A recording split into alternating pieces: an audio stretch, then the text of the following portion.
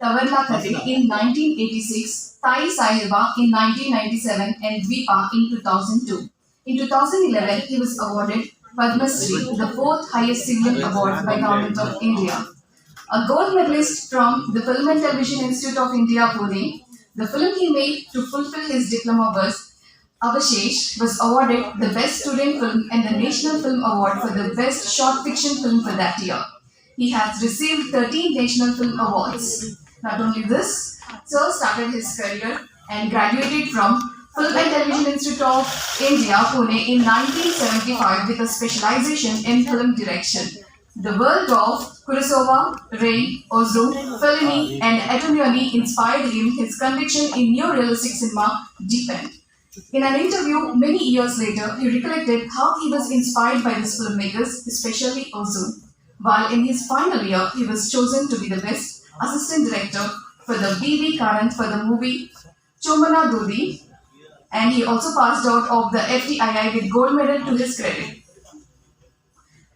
In his first film as an independent director was Ghata Shraddha in 1977. It won him the Golden Lotus and a few international awards. This film was followed by many more masterpieces. For a short while, he served as the principal of a film institute in Bangalore.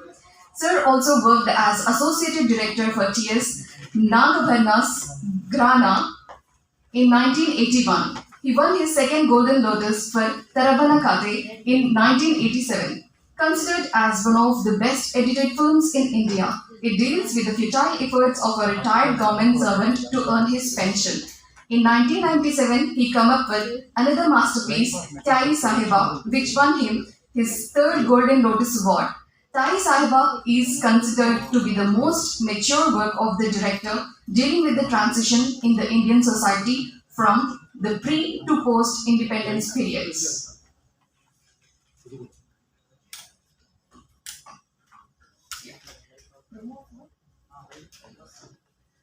We have a short AB of Girish sir.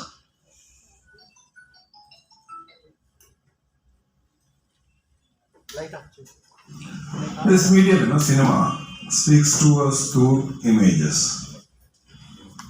We have to create images. That images communicate our intentions to the viewer. But images by themselves are very concrete.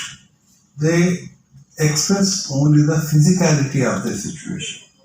You have to bring in elements which lifts the concrete images from its banal representative mode to a kind of a mode wherein it gets universalized by making these images as a metaphor.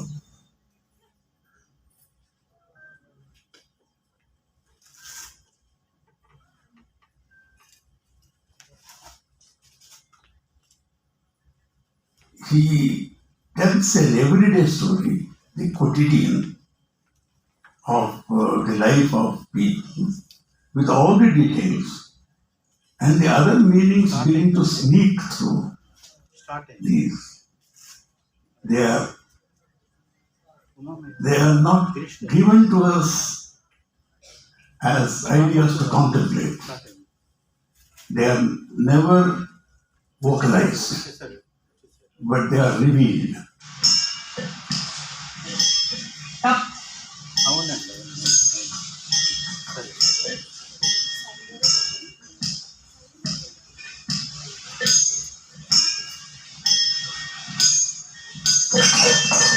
Most of the time, the challenge is to adapt to the situation. Most of the time, we are short of lights, we are short of equipment, and then we mounted camera on a small rack which we made out of PVC pipe. At the same time, film remains. A film is going to remain. It's a statement of the times that we are living in.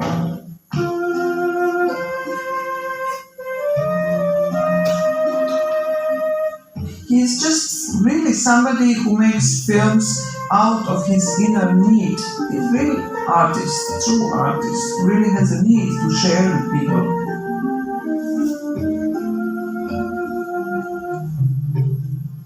When an artist is doing any work in his field, very often it is not just the point of view of the person, but his entire,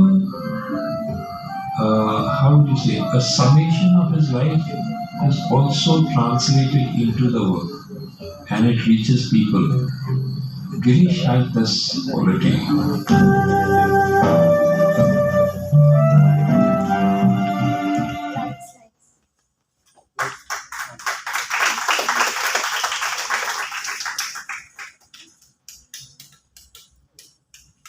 So may I request Girish sir to take the session?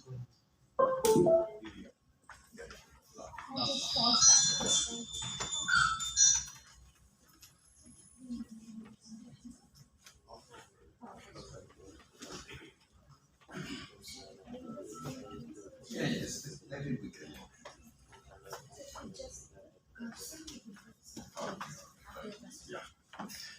Namaskar.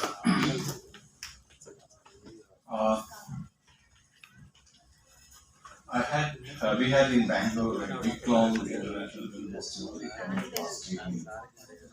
So last night when I reached home, it was past midnight, and morning I had to leave for the airport around 4 o'clock. So I was very tired, and I thought I would go and rest, and then they asked me to come and receive the honor. And soon after that, I was asked to make a presentation also. I was so tired that I wasn't feeling all right, but I know that it was not very cohesive. I'm sorry about it. But I tried to expand on the same ideas. I hope this time I'll place it better. In fact, while assessing the film's social relevance, very often we make the mistake of going by the story. If the story has a social relevance, we say the film has the social relevance. If the story is about Dalit, we say it is a socially relevant film. If the story is about women empowerment, we say it has relevance. But cinema is not story. I keep on repeating it again and again. The purpose of cinema is not to tell a story. Purpose of cinema is to give an experience. And through that experience, the viewers should internalize it and get a kind of awareness about the issues that are being dealt. So films which purely talks about issues do not interest me at all, because it's not cinema anymore. Cinema wherein the social issues are foregrounded using the images are, for me, interesting. Because cinema is a language which uses images. And if a filmmaker cannot create an image, then there is cinema. And he can as well go and write an article. He can as well go and make a speech. So we have to distinguish between which is a statement, which is a cinematic rendering of the statement. Sometimes a film that hasn't been able to foreground this problem, but whatever it constructs makes a beautiful film, is also lesser film. A film that makes a very beautiful presentation yet fails to say it cinematically is also a lesser film. So you need to, as a film enthusiast, cineast, we need to understand how the journey of cinema, the experience comes to us through cinematic means. Otherwise, it's merely a statement. This happens even in literature, this happens even in theatre, it happens even in cinema. I'm quoting only these three things because that's where we get social experience through content, through the plot.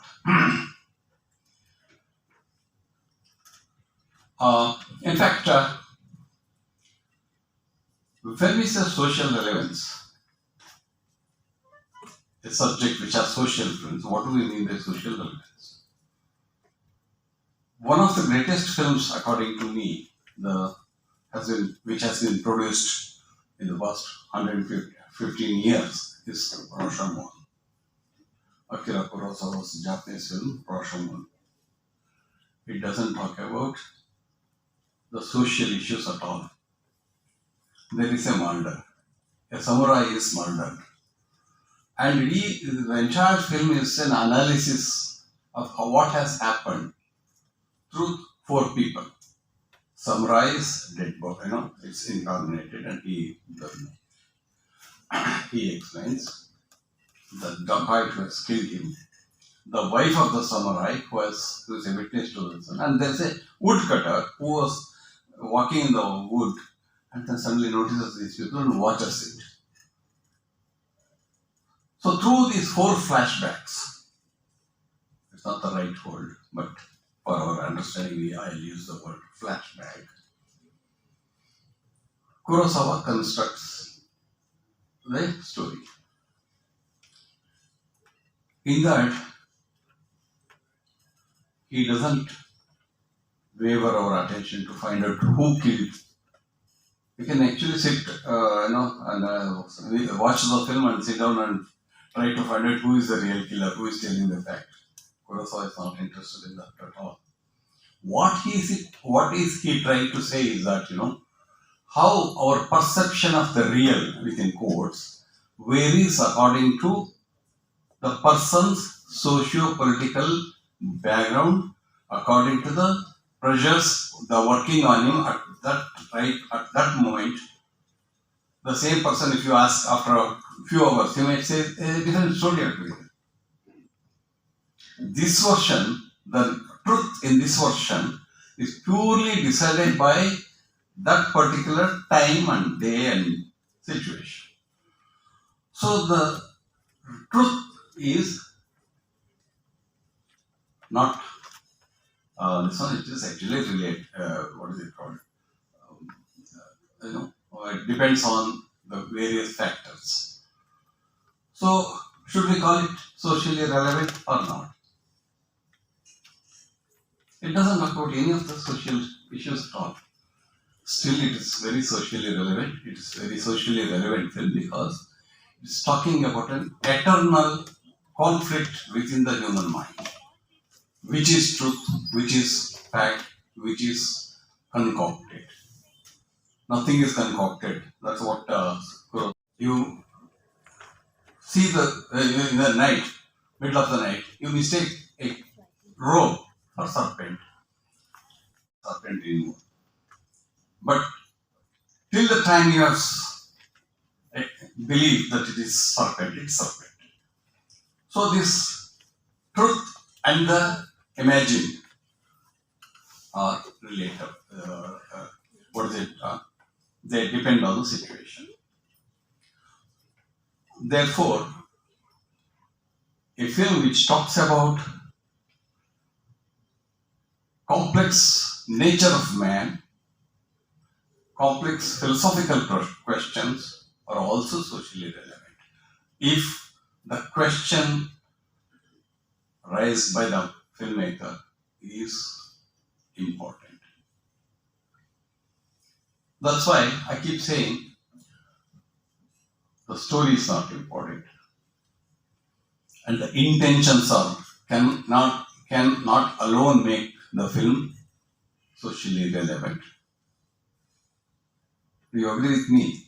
It's all debatable, but I am trying to pose the whole question from a different perspective, saying that a social relevance of a film or a work of art cannot be judged by the intentions of the writer or the filmmaker, or the statements made by the filmmaker or the writer. or the theatre director.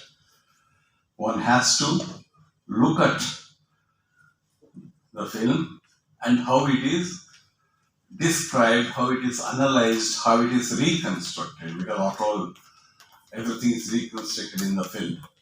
Nothing is real. Everything is reconstruction. The images are reconstruction. The incidents are reconstructed.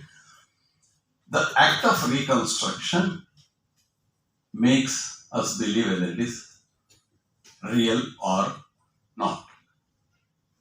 Why do we say Satyajit Roy's films are real and why not others? The films of, Patra Panchali is also construct. So also Amitabh Bachchan film. That's also a construct. But why do we say this is real, this is socially relevant and that is not? That's because what we see on the screen are constructed through images, and the images make you believe that what you are seeing is true. That's why, while talking about Satyajit Ray, the works of Satyajit Ray, the oeuvre of Satyajit Ray, Andrew Robinson says, the strength of Satyajit Ray lies in making his images relatable. We relate the images created by, say, popular genre films, also we relate. But then that relation on a different plane. This relation is on a different plane. If we watch, say, Rajinikanth film or Amitabh Bachchan film or a Shah Rukh Khan film, there also we relate with the images. We relate to the character. But the relation is kind of a romanticized real. They are not. You cannot apply this term, the sense in which Andrew Robinson uses. That's not. Or Paul Kale, another important critic, while writing about Satyajit Ray, especially with Patra Panchali, she says, he makes your world true. He makes the world on screen, within quote, true. What is this true? Why are the images that we see day in and day out in popular genre films not true? That is because we all know all the images created. We use cinematography, we use sound, we use editing to create an image. And in that image, in that process, if the created image, if it gives you the feeling that it is manufactured, then the film, the image, that work falls flat. That's why these days, the filmmakers are very, very sensitive about creating an image which doesn't look manufactured. Because the moment it looks manufactured, it is manipulative. The moment it is manipulative, the politics is different. The moment the politics is different, the truth is, the end result is different. So there's no truth in it. That's why Paul Kale uses this term, truth. The image that you see on screen looks true. So that truth, that trueness, is something which we all should try to understand, and that's when the politics of the film makes it whether it is relevant, socially relevant or not. That's why these days we use the term the politics of image. We don't talk about good photography or bad photography. We're talking about politics of image, politics of imaging, politics of image. Because that's where the politics come, not through the plot. So, as a filmmaker, what I want you to realize is that if you are watching a film, if you want to judge a film whether it is true or not, whether it is relevant or not, whether the issue that is taken up, delineated in the work of art is true or pretentious. We need to understand the images. When I say images, I don't mean visual images. In cinema, you don't create images only through visuals. We also create images through sound. We also create images through juxtaposition, which is editing. Right? That's why, to come back to the same statement which I made in the morning about by Christian Metz. Christian Metz is another very important, significant theoretician. To understand cinema is difficult because experience is simple. We all experience cinema.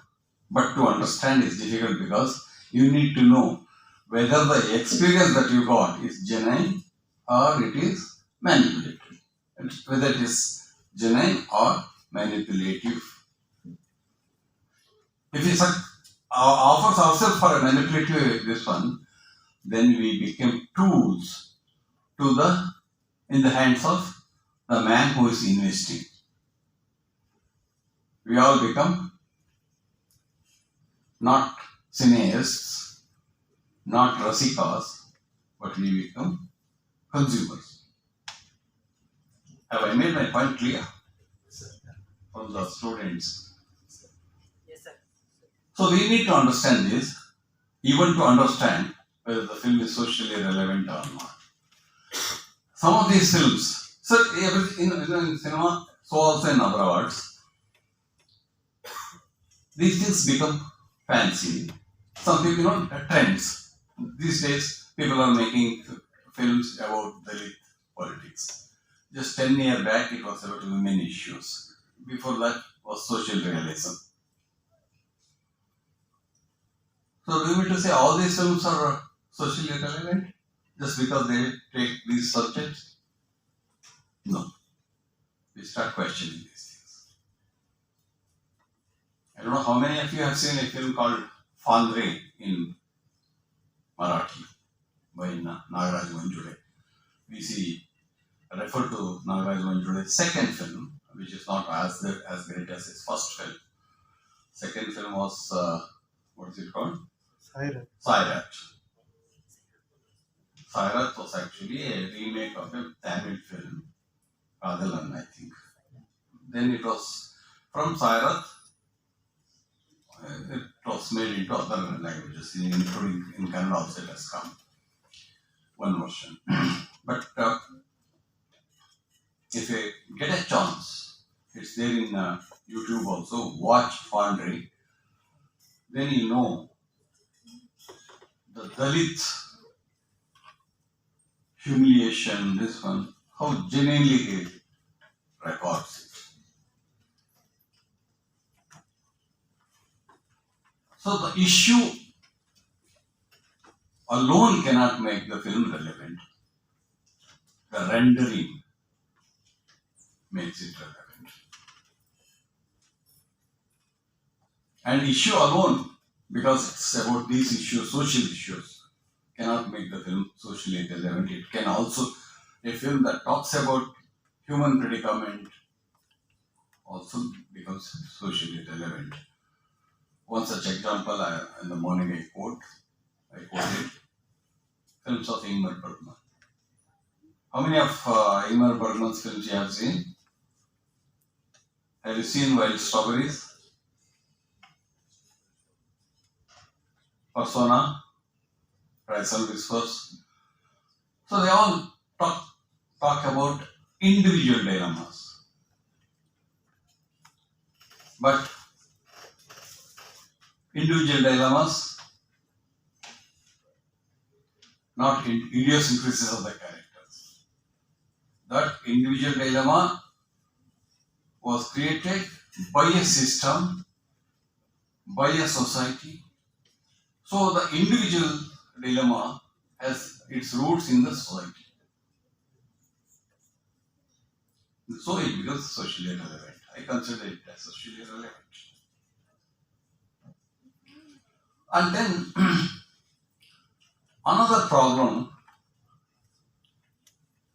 with some of the films which have very strong social statements, I wouldn't say relevance, I'd say strong social statements, but fail to become socially relevant film because making a distinction between these two words, socially relevance and social statements. That's why I went on harping about Sujata. That also I think not many of you might have seen. The problem with such communication is that you are not familiar with the films I quote, and I am not familiar with the films that you quote. So the meeting point is not there because today we see Sir mention about 10 Hollywood films, and I don't watch Hollywood films, so I don't know any of those films. Right? I don't watch Hindi films, so I don't relate to any of those examples. My favorites are European masters, Asian masters, Indian masters, and I relate to them very well. So this is the problem with the cinema, the real. It's a problem not only with cinema, it's a problem even in literature.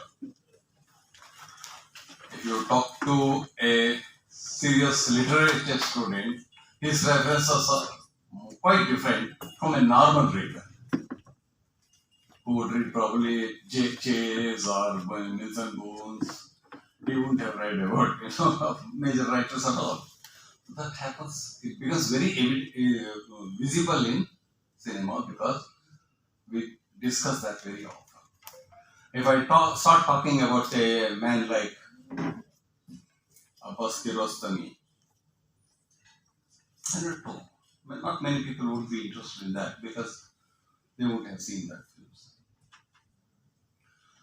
Then the difference between the images created by those popular genre films and the images created by somebody like Ray or Kurosawa or Bergman is that the way how the image relate to the viewer. In most of the popular genre films, the images relate to you through heart. It creates a strong emotion. And how do we experience emotion? Through our heart. But when a film creates an emotion and then it starts going up and reaches here, then you start thinking about it. Then what happens? This experience, you start thinking about it and internalize it. And it becomes your experience. You start meditating on that. You start negotiating with it. There's an in Indian aesthetics, they say art experience is like, they use the term Kanta Samhita. It's like between husband and wife discussion. So, we experience the image, this one, then it goes up and then we start thinking about it and then it becomes our image. That means, experience is turned into ideation. Through ideation, what happens? We get an insight into this emotion. Emotion no longer stays with the emotion at the heart. Emotion gets turned into an idea. That is a real cinematic experience. And if you have to judge a film that shows you is it relevant or not, we need to understand this process. Whether you are reacting through the heart or through the brain, or it's a combination of both. If it is purely through brain, then it's a futile exercise, intellectual exercise. If it is through heart, then it's futile melodramatic experience. After watching Pater Panchali, I'm coming back to again and again, coming back to Pathavanchal again and again because you all have watched it in the morning. What happens is that, you not only like the character, you also start meditating, thinking, analyzing the characters, the situation. You don't go back and say, oh, what a poor family it was, they didn't, such thing happened, Durga died. No, you start wondering, you start thinking, what made them, what is the whole predicament of their predicament, what is the situation, things like that. And while doing that, the great thing about this film is that, Pathabachal is that he just, Nargis Dutt said, it's a film about Indian poverty, so it should not be shown anywhere else. The simple thing that she missed was, Ray is not talking about poverty. Ray is talking about human resilience that is there in that society. They were poor. They were poor. They were impoverished. But yet, they were full of life. Our poor Durga and even Pishi, that old lady, is full of life. They have so much of dreams, so much of vision towards life, positive attitude towards life. So then you start thinking about human nature, not about poverty. What makes men so strong, so resilient? That is important. So for me, then that film becomes socially very relevant. Because it's not, nowhere in the film Ray talks about poverty at all. He doesn't say these poor people. No, he doesn't say. Whereas in today's context, a lot of people tries to make films about poverty, about issues, about caste relations, about gender inequality. What happens is that they all set their end point and then construct the films towards that. If it happens, if it ends it like that, you know that you have made the message, you have given the message. That's not the way to do the film. Don't prefix any film that prefixes the message. I refuse to accept it. It should evolve. When it evolves, it becomes my film. It no longer is Satyajit Ray's film. It's my film, not Kurosawa's film. Because that experience, I have really experienced it and I have understood the situation. So that's why defining social realism in a very limited sense is doing great injustice and harm to not only film analysis but also to our understanding itself.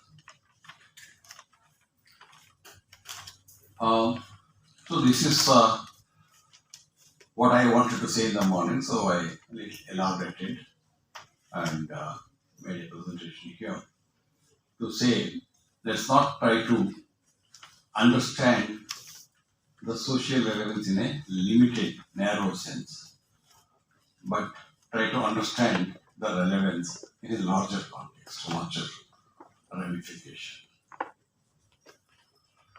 In fact, I have made about 15 films so far, and in all these films, that's what I have tried to do it.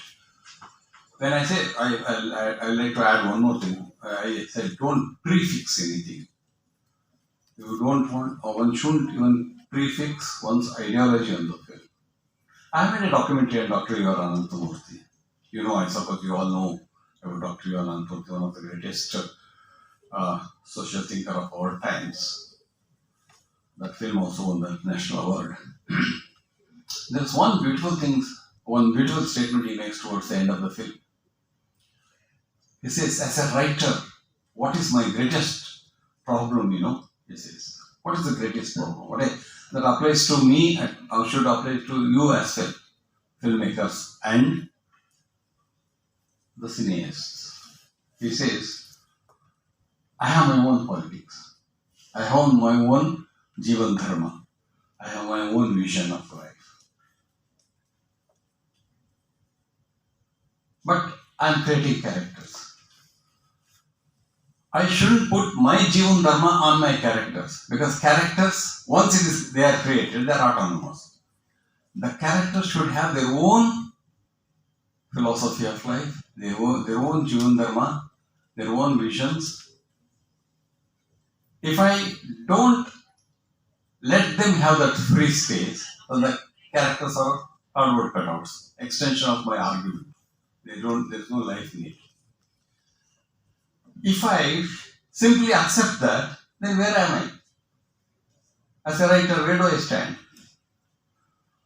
He says the real dilemma of a writer is to balance these two. Where to bring these two? The Jivan Dharma of the character and my Jivan Dharma. How do I blend? How do I match? And he very beautifully illustrates it with a beautiful analysis of a very major Kannada novel called Alida Mele by a Gyanpit winner, Shivaram Karanth. Shivaram Karanth was a hardcore rationalist. He never believed in God or anything. He never even worshipped. He didn't care for it, all these things. He always said it's all. He writes a novel in 1960s called Alida Mele, After the Death. In that novel, there's a character called Yashwant Roy, who is author's friend. That friend's name is also Shivaram, so let us presume that he is the author. He is on the deathbed. He calls, he says, he's living alone. He says, Shivaram, I am going to die. I have this much of money. This should be divided into 4 portions and given to each of them. And gives them the address and then he dies. The story is set in 1930s, 40s, so the Shivarama really goes and gives the money. Today probably he would have kept it at his house. That's a different issue. In that character, in that novel, the last amount is to pay to grand aunt of Yashwant Roy. He goes looking for her. She lives in a very remote village, totally impoverished, in a very dilapidated house. And Shirama goes and gives the money to her. And he says, Yashwanta passed away. He had asked me to give this much money to you. She is very happy and very depressed that Yashwanta passed away, but she is very happy that she got the money.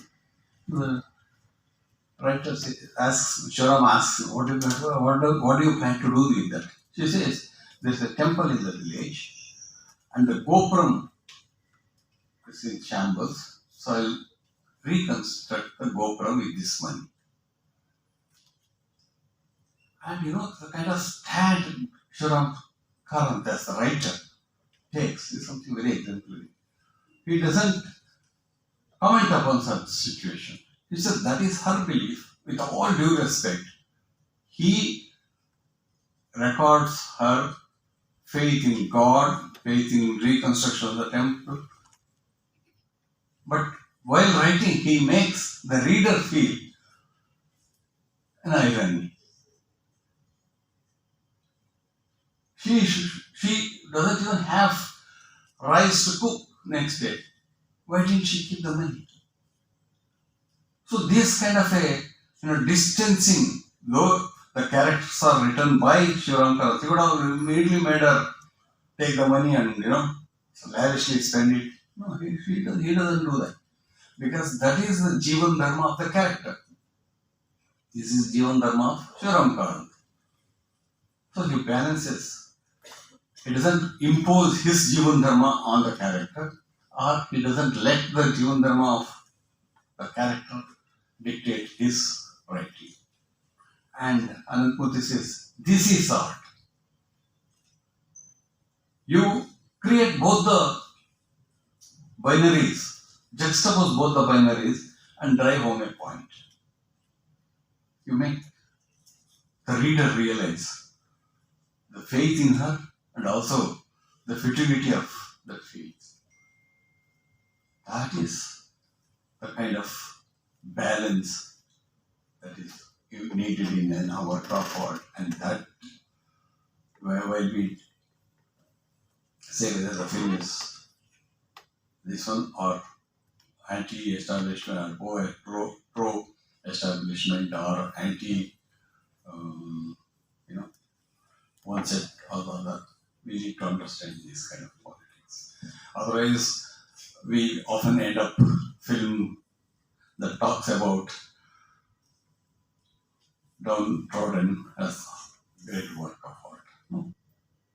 Need to do it. Ray has made a film about a feudal lord. For me, it's a great work of art. Though he's very sympathetic about that dying zamindar. We should be sympathetic with the dying zamindar as per our beliefs, because the feudal system should go. But Ray doesn't do that. That's why Ray is a great man. He looks at it in such a way that we understand this one of the zamindar. Why does he want to spend money? Jalshagar. I mean, if you've seen, I don't know. So, we need to understand that. So, for me, Jalshagar is more pro-change than a film with flag bearing and openly, announced and placard reading. That complexity we need to take. That's why when some people say issue-based film, I said I am not interested in that.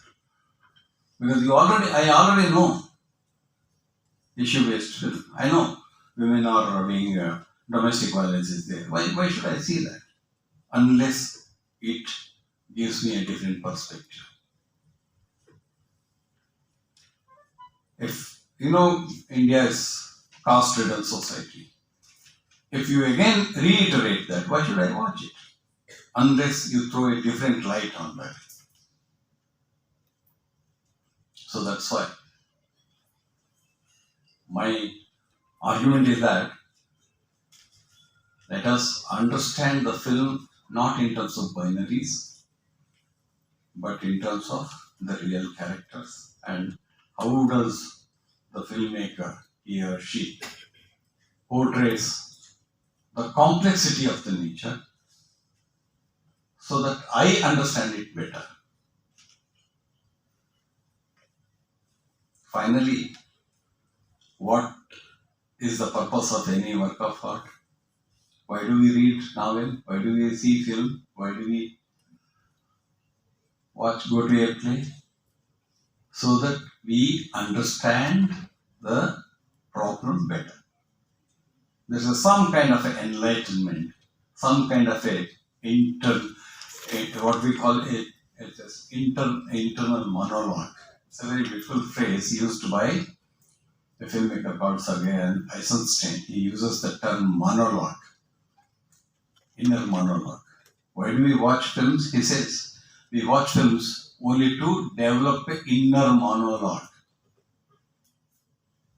wherein I became the two opposing forces. I speak for and I also speak against within my mind, and in that process I get a better understanding of the situation.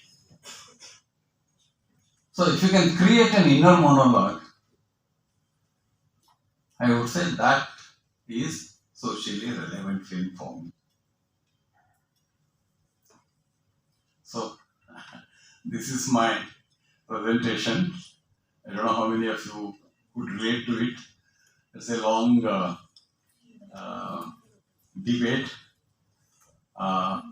What is the purpose of art? What is the purpose of what is a good cinema? What is actually morning VC brought out certain very interesting subject. I think we need to think about it a lot. He was talking about how kind of a cultural colonization sets our notion of good and bad in life, both in art as well as in life. It's a very, very interesting argument. It probably is like deviation, but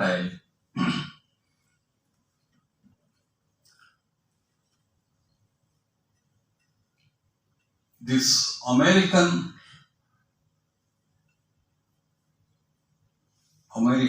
colonizing our mind happened after film became a talkie. During silent era, this didn't work at all because people in America, people in London, people in Paris, people in Germany, they all watched Russian films, they all watched German films, they all watched American films because there was no language barrier. The silent film was understood by across the globe, in every country. Chaplin was made sense to American, to Russian, to Indian. Similarly, Murnau was understood by Indian, German, Americans. But once the sound is introduced, when you started communicating through words, we stopped watching German films, we stopped watching French films, Russian films. We only started watching American films, English films rather, because we all understood English. That became an instrument for them to colonize us through films. Americans, Hollywood did it to a lot of countries. French did it to Africa. Spanish did it to Latin America. So we can't blame America alone, Hollywood alone. We also have to blame French colonies, French industry, film industry, to colonizing the minds of Africans, and Spaniards for colonizing Latin America. So it's a I won't say it's a intentional this one, but it's a kind of a colonization which is dictated by the market, not by artists, but by the market. It is the studio system that was there in Hollywood which started looking for new markets, and then they suddenly realized India is one market because Indians understand English. So they started these Hollywood films became a kind of a yardstick for all the Indian filmmakers. So the partly we have to be blamed ourselves because we let them dominate us. Partly they are responsible because they looked at us as real consumers and not as people. So for them the culture, the language, the religion, nothing mattered. It's all the market which mattered. So much so that there was one very important filmmaker in Brazil. He once narrated a story. America wanted to capture Latin America. But the real problem was the language. Because the Latin American cinema, Latin American people didn't understand English. They only understood Edison. Spanish, except Brazil. So what they did, they started producing films in Spanish. But the Spanish didn't like it because they said, it looks like our films, so what? So they start bringing English films there. They didn't accept it because it's not their part of reality. It's all Hollywood. So what they did was they made films in Spanish and English speaking Spanish and redubbed it in this one and gave it back. They accepted. Just imagine the kind of cultural language, this one in terms of language, colonization. So that's why it's all purely market driven, and we have never realized that. We simply say Hollywood films are great. Hollywood films are never great. The Europeans have made far superior films. If you really look for great works in the history of cinema, you get great works from Russia, from France, from Iran, small country like Iran, Spanish, Spain, not from America. You hardly might find one or two names, major names. The rest, all the major names comes from Asian countries, European countries. So, when we take these kind of political things into consideration while talking about all these things. So, what shall I do now? Now I'll show one small clip from my film to say not how to understand this whole notion of film being relevant. It's also about a Dalit, but not a Dalit. He is neither protesting in the very conventional sense, not totally being exploited by other one, but he has a kind of a resilience, he has a kind of his own identity, and that is what I try to highlight in the film. It's a film called Riding the Stallion of Dreams. It's a very interesting short story by one of the younger writers of Karnataka, Amrish Nugroni. This is a small village, rural northern part of Karnataka, and there is one Dalit person who is a grave digger. He has a peculiar power in that, whenever he gets a dream, he knows he is going to get a job next day. What is his job? Digging the grave. Somebody is going to die in the village. He hurriedly goes and digs a grave and waits for the people to die. And I tell this story going back and forth. And that same day, nobody dies. He's shocked. And later I read the story saying that somebody is dead on that day, but they are trying to hide this is for some other reason. But this man thinks that his dreams started failing. The purpose of the film is to tell, how our narration decides the politics of the teller. When I am telling the story, I am trying to safeguard all my interest and telling the story. But when you re-narrate the same story, you try to safeguard your interest and re-narrate the story. In that process, nobody is bothered about what is real, what is true. So the man is dead, but he is not willing to accept it. He is not willing to reveal it because that man is needed on that day, but he is already dead. So he gives the impression to the village that the man is still alive. But this man has seen it in a dream. So he comes there and digs the grave and gets beaten up on this end. So that is one story, how the feudal system creates a narration which suits their interest. The second is there is one very progressive farmer in that, he always thinks that this man is unproductive because he believes in his dreams. That's why I should make him realize that his dreams are all false. Then he thinks, this man will become proactive.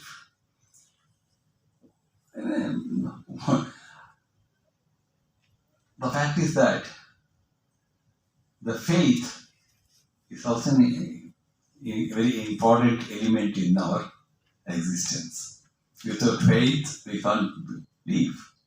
So if you destroy the faith, especially of the Dalit man, he has his own faith. If you destroy his faith, you're doing more damage than his intention is very clear. If you destroy his faith, he becomes proactive. That's his belief. And I have all the respect for that. But he doesn't realize by killing you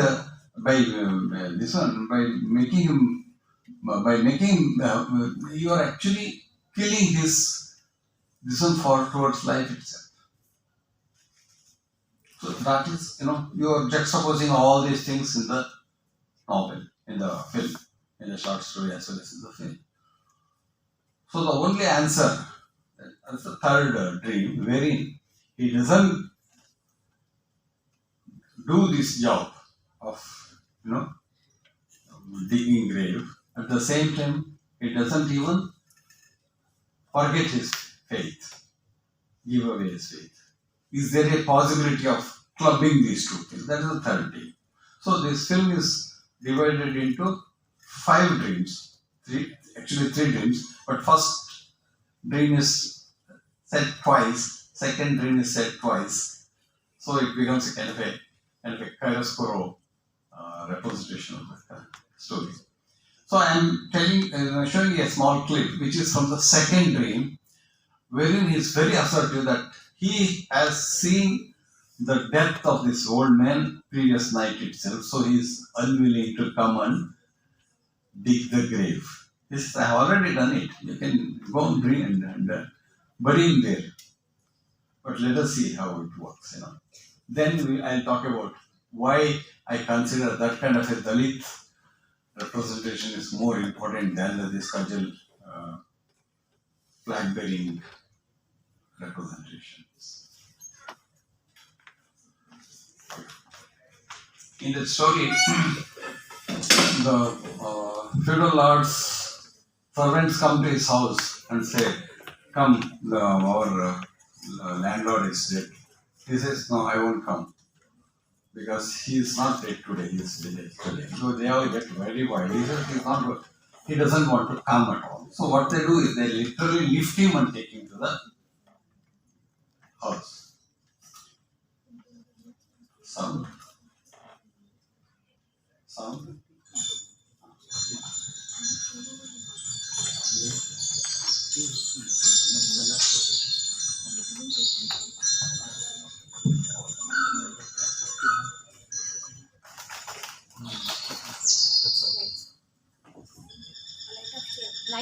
Light off.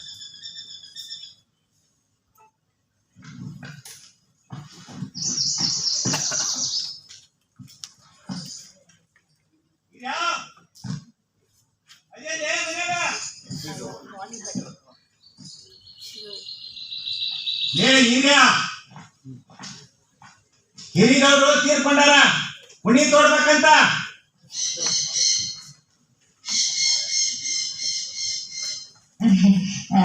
ಅದ್ರಿ ಅವಾಗ ಮನ್ಯಾಗ ಆರಾಮಿಲ್ರಿ ಜಾಗಂದ ಜ್ವರ ಬಂದವ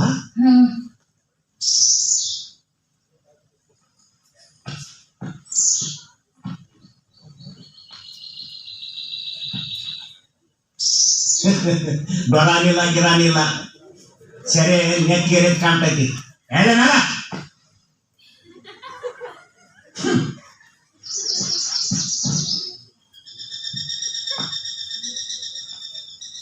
ಹೇಳ ಮಗನ ನಾ ಮನೇನ ಕುಡಿ ತೋಡಿದ್ದೀನಿ ಅದ್ರಾಗ ಮಣ್ಮಲ ಕೇಳ್ರಿ ಹಿರಿಗೌಡ್ರ ಸಸ ತಂದಿಲ್ಲ ಹೇಳ ಮ್ಯಾಲ ನಾವು ಬರೋನು ಬಿಡ್ರೋ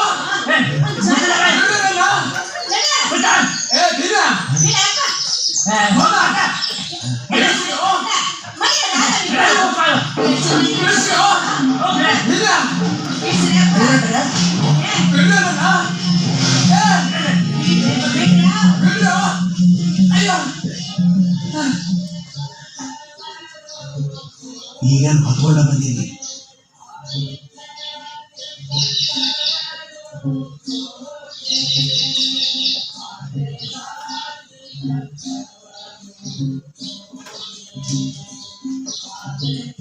ಗಿರಿಯಾ,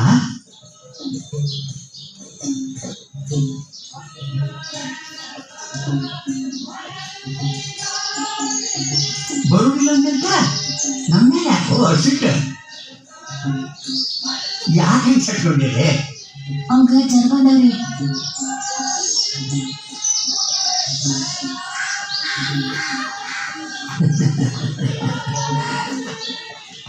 ವಾಸನೆ ಬರಾಕತ್ತಿ, ವಾಸನೆ ಬರಾಕತ್ತಿದ್ದು ನಿನ್ನ ಬಾಯಿ ಇಲ್ಲ. ಹಗಲನ್ನೆಲ್ಲ ರಾತ್ರಿನೆಲ್ಲ ಕುಡಿತಿದ್ದಿ, ವಾಸನೆ ಬರ್ದ ಇನ್ನೇ ಆಗ್ತವ.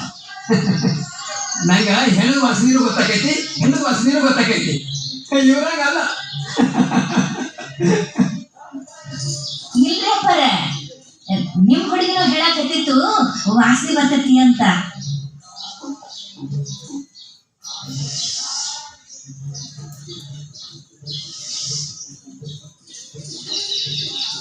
ಅಜ್ಜಾರ ಖರೆ ಹೋದ್ರು ಬೆಳೆ ನಿನ್ನೆ ಸತ್ತಿದ್ದಲ್ಲ. ಹೌದಲ್ರಿ? ಏನ್ ಓಡಾಡ್ತಿ ಮಧ್ಯಾಹ್ನ ಮಗನ? ನೀನ್ಯ ಅವ್ನ ಹೇಳ್ಕೊಂಡು ಹೋಗ್ರಿ. ಏನ್ ತೀರ್ಸಕ್ಕದ ನೀವು?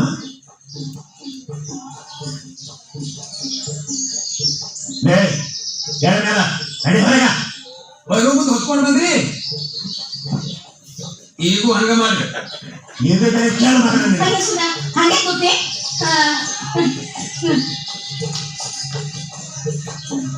ಮಣ್ಣಿನೂ ಒಂದು ಕುಡಿ ತೊಡಿತಾನಂತ ಅದೇ ಮಣ್ಣು ಮಾಡಿ.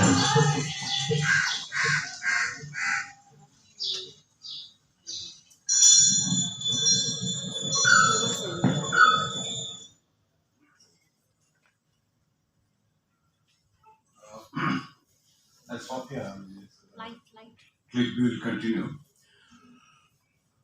This kind of self-assertiveness and the kind of respect for one's, is something which, for me, is very important in the Dalit narrative. Many times, we either show them as victims or as kind of, this kind of subtle protest and subtle assertion of themselves is very important. In fact, while watching this film, Gautam Ghosh liked this scene very much and said, "This is the protest. We should understand this kind of protest, not the, kind of thing." So this is, for me, it's very important. Very often, not very often we see that kind of protest or such kind of understanding of small details. That's why I always consider films that do not make overt statements overtly, but films that subtly say certain things. And then, as an audience, as a viewer, it makes me think and contemplate on what is the state. Otherwise, if it's just an ordinary statement, then I won't contemplate on that. Just go with the narrative. A good film should force you to contemplate on the issue. That's why I say, from here we should move to here, and then we start contemplating the issue. I think have I spoken enough? It's 4:33. 1 hour is over. If anything. Please ask any questions.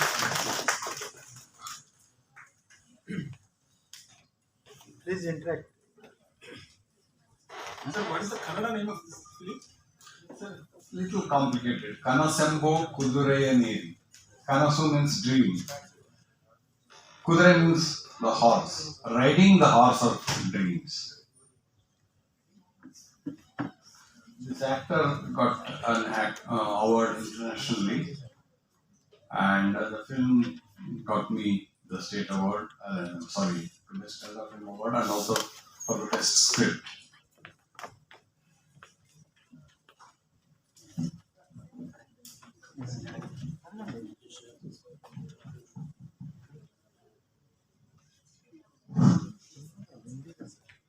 Sir, if I may ask, movie what began as a street play, in a small town, grew up to be what we have today. And today we have what we call it pan-India, pan-world movies, getting away from the cultures and so on. So the world is such, we are open to the whole world at the moment. But surprisingly, what I see from your presentation is your worldview seems to be very narrow, in the sense Indian background, and to be specific to the background of Karnataka. So is it by chance or by intention that you have kept it very narrow, very limited to your circumstances? Or is that you wanted to bring out the best from your place, give to the world? I'm from a film school. I've learned filmmaking for 3 years, watching 3 films a day for 3 years, and I've been watching a lot of films. Unfortunately, none of them are from Bollywood or Hollywood. And in that process, I've learned one thing: all the important filmmakers talk about their village. Kurosawa talks only about Japan; he doesn't talk about America. Ray talks about only Bengal, he doesn't even talk about India. Ozu talks about Japan. Abbas Kiarostami talks about the political situation in Iran. Bergman talks about Sweden. He doesn't even go beyond that. This whole nation of pan-India, pan-global, all that, are all market-driven.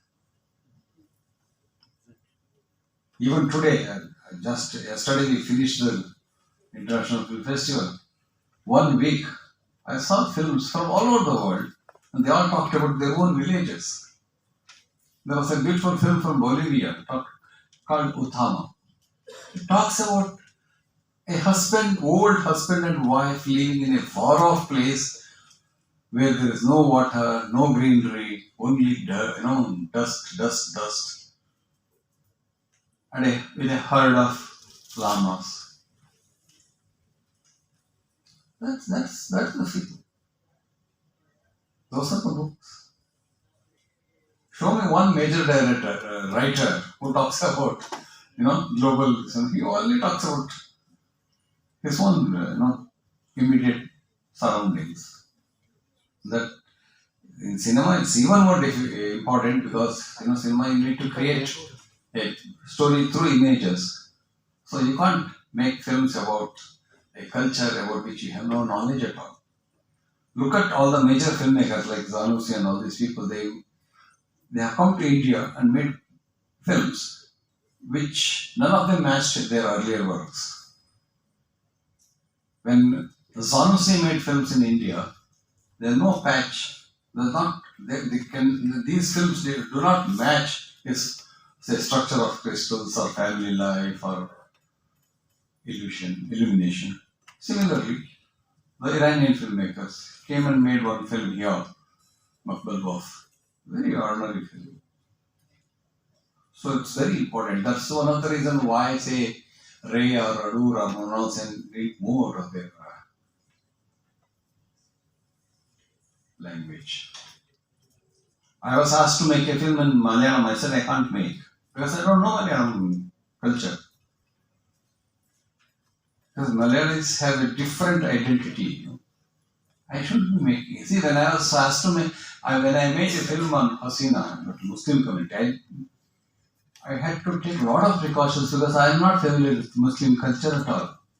So I had to keep one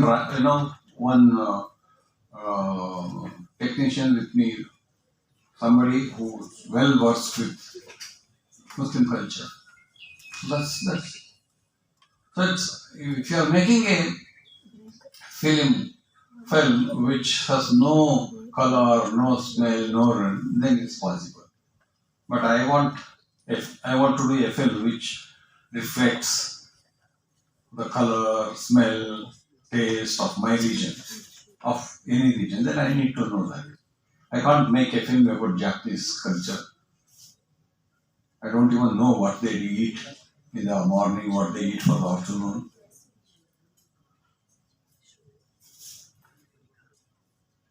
Sir, then do you, by the theory, the more local you go, the more global you reach? Anantmurthy in my documentary, he has said, Girish is local in his themes but global in his message. He has said that. And there is one more question regarding the thing that you have just now told. Maybe Mrinal Sen and many other directors, they were tried in other languages, just like in Telugu. They failed because they didn't know the local language. Actually, Mrinal Sen is the only filmmaker in India, major filmmaker, who has tried in 5 different languages. That was for various other reasons, because Mrinal Sen didn't have job for many times, so he was asked to do a Telugu film, was asked to do a Oriya film, he was making films in Hindi, he was making films in English and also in Bengali. But his Bengali films are very good compared to the films made in other languages. Hello, sir. So, what makes conflicts more universal, sir, according to you? See, conflicts are always universal. What kind of Any conflict is universal because we are not talking in terms of detail. We are talking in terms of concepts. Concepts are always used. Conflict is always about concepts. So that is universal. But to make the concept relatable or to truth, you have to find details which are local. And that's why I quoted the 2 statements by Paul and Cale and Andrew Robinson, which are very, very perceptive. See, Anantmurthy took Gata Shraddha while he was teaching in UK, showed it to his students. And one student came up to him and said, I could relate to the film very well because it talks about Irish society. But I was not talking about Irish society at all. I was talking about Kannada society. Not even Kannada society. I was talking about Kannada Brahmin community in Malnad region. It's that specific, because that doesn't exist in other communities. It doesn't exist in other parts of Karnataka. It existed. It was there only in a small village, in a small place. But because the emotions are there, that's why I said the film should travel from here to head, from heart to head. Then it makes sense. If it doesn't travel, then you are only through ideas you are making films. It doesn't work. If you are making only through heart, it doesn't work. That is, very difficult actually to understand how does it work and how does it doesn't work. Only last question. Only one will be given chance. So this is regarding the dichotomy between the popular and the parallel. Because in popular cinema, the directors or the author's stance is that of fictional, whereas in parallel cinema, most of it is realistic. So if we neglect the popular as such, are we trying to cut ourselves off from the masses? The dichotomy is there not only in cinema, it's there in all culture. Even in literature it is there. Say, Shivam Karan can't be as popular as a Pulp Fiction writer. Isn't it? So it's there even in music, say, for example, Balmuli Krishna cannot match the popularity of Lata Mangeshkar. Can he? Not. But people who like Balmuli Krishna, this is the problem. It's very difficult to match these two things. There are only very few artists in the history who could try, like one such person is Chaplin. That is because he was working in the This one genre of comedy. The other person is Hitchcock. He was using suspense. So if you want to cross all these things, then all of us have to do either comedy or suspense. Thank you.